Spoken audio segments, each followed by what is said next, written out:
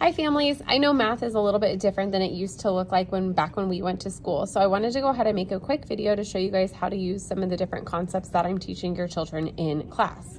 So the arrow way is a way of looking at numbers and counting by multiples that we know how to hop by. So I tell students when we're trying to solve a 2-digit problem using the arrow way, we always start with the greatest number. So in this case, we would be starting with 34. Now, when I'm looking at the number I'm going to be adding, 27, I see that I have 2 10s in my number. So I know that I'm going to be making 2 plus 10 hops across the number line. Okay, I also see that I have 7 1s, but we'll get there in just a minute. First, I'm going to take care of my 10s. 34 plus 10 more. Oops, see, this is where I mess up when I'm trying to videotape.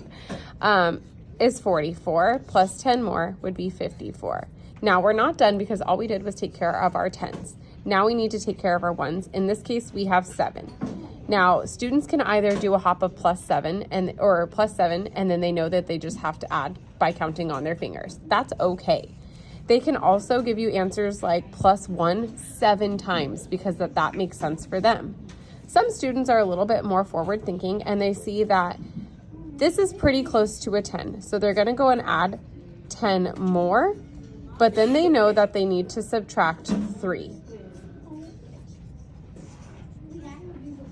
So they would go 54 plus 10 is 64, minus 1 is 63, minus 1 more would be 62, and our last minus 1 would be 61. And that's how they arrived at their answer.